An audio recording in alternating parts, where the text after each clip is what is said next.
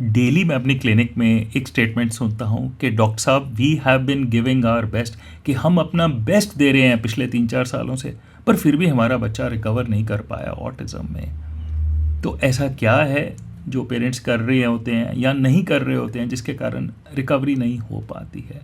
दोस्तों, the difference lies in the statement, और वो स्टेटमेंट ये है कि we have been giving our best. तो क्या जो बेस्ट है, is that the right thing to do? That is my question. बहुत सारे केसेस में देखता हूँ कि पेरेंट्स लाखों रुपया वेस्ट कर रहे होते हैं और कई कई साल हो गए होते हैं उनको मेहनत करते हुए। बहुत सारी मदर्स आके बोलेंगी कि मैंने अपनी जॉब भी छोड़ दिया, फाइनेंशियल डिफ़िकल्टीज़ भी हैं, तो इतना हार्ड वर्क कर रहे होते हैं पर उसके बावजूद बच्चा रिकवर नहीं कर रहा होता। मेरा पॉइंट ये है कि is giving your best required, और जो बेस्ट कर रहे हैं क्या हम उल्टी डायरेक्शन में काम तो नहीं कर रहे हैं? So giving your best is not what is required, doing things right is what is required. तो ये जो मैं वीडियो की सीरीज़ बना रहा हूँ, ये बना रहा हूँ कि क्या चीज़ें पेरेंट्स को सही करनी चाहिए, या कौन सी ऐसी चीज़ें हैं जो मैं बाकी पेरेंट्स को सही करते देखता हूँ जिसके कारण उनके बच्चों में रिकवरीज हो रही हैं, या आपके बच्चे में रिकवरी होने के चांसेस बढ़ सकते हैं अगर आप वो चीज़ों को राइट वे में करें। तो दोस्तों, सबसे इम्पॉर्टेंट चीज़, जो सबसे पहला पॉइंट जो मैं लेके आऊँगा वो है कि having hope, and having hope in the right way. तो हैविंग होप तो समझ आ गया कि देखिए उम्मीद करना बहुत ज़रूरी है, उसी पे सब कुछ, सारे फंडामेंटल उसी पे बेस्ड हैं, उसी से आगे जाके हमारा बच्चा रिकवर करेगा।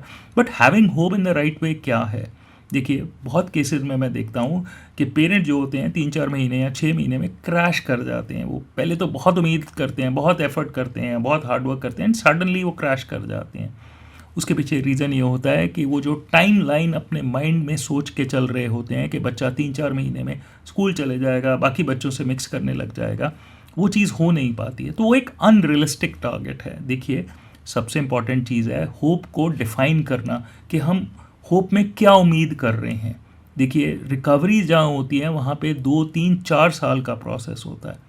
Recoveries do not happen with in 3 months, 6 months and 1 year. Full recovery, जहाँ पे मैं कह रहा हूँ कि from no speech to full speech की बात कर रहे हैं। तो देखिए रियलिस्टिक होप होना बहुत ज़रूरी है, और होप होना तो है ही है इम्पॉर्टेंट, बट उसके साथ रियलिस्टिक होप होना, और सेकंड ये समझ पाना कि मेरा बच्चा कैसे कैसे स्टेजेस में से निकलेगा और कैसे ठीक होगा। बहुत सारे केसेस में हम देखते हैं कि पेरेंट्स की बहुत अनरियलिस्टिक एक्सपेक्टेशन होती है कि मैं इसको स्कूल में डालूं, फटाफट ये उसके साथ मिक्स हो जाएगा और बाहर निकल जाएगा। ऐसा हो नहीं पाता। So having hope, and having hope in the right sense is what is most important.